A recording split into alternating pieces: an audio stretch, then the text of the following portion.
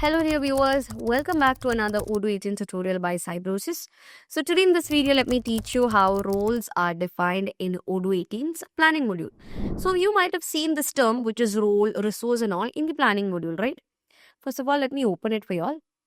Now, if you go to the configuration, under the configuration, you can find this menu called roles.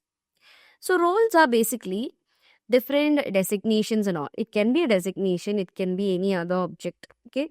And then you can choose a resource under the role. Okay, so you can select employees or even materials that can perform this particular role. So here if you see, you have crane and the resources are crane 1 and crane 2. Similarly, you have a role which is projector. So under that you have two other different projectors as the resources.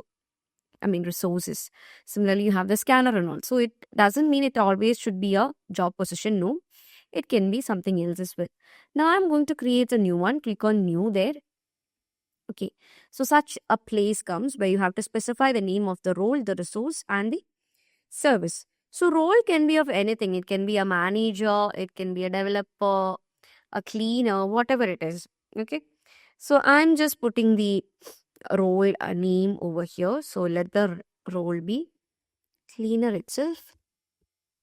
Okay. And I'm putting a person under this. So if you click on see more, you have a lot of people over here. Okay. So I'll just put Tony under this cleaner. Okay. And here you have the service. So for this, you can choose one. I'll just put one, which is elevator installation. It's a random one. And then you have the option to choose a color for this. So I've chosen a color as well. And once you're done, you have to click somewhere on the screen, which will save it. So you can see a cleaner has been added here. Okay. Now, let me show you where this has been used. So right now we've created a new one. Okay. So you can actually use this service field to link this role to a particular or a specific service. Okay. So this helps with automatic shift assignment and the roles are used by the auto plan feature. Now let me show you how custom properties are added to the role. So first of all, you have to go to the schedule. So any schedule is okay. Okay. So I'll choose by resource and put it in the list view. So if you put it in the list view, you can see all the, schedules. So here you have a schedule where the role is not specified. So if you click on a view of the particular schedule, here you have the option to specify the role. So I'm putting the role as cleaner, which I created right now. Now I'll teach you how to add properties to it. So for that, you have to click on the cog icon. So this is the cog icon, that is the gear icon. Okay. So under actions, you have this add properties. Click on that where you can configure new properties. Okay, new property field like name, type and all. So this property field will now be linked to the selected role and appear on all shifts assigned to it.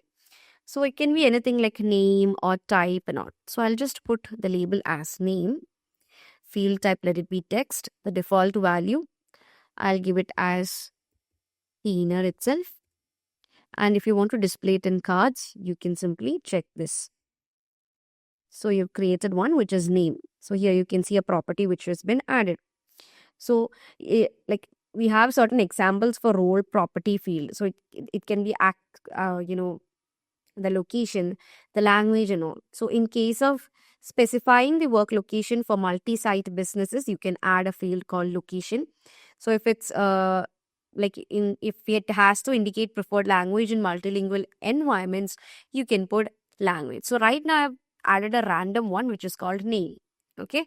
So I hope right now you all know how a role has been configured and where it is used in scheduling and all. That is in the planning module and all. It's that simple. It was a very short topic. So I hope that was clear for you guys. So that's it. Thank you so much for watching and see you guys in the next video.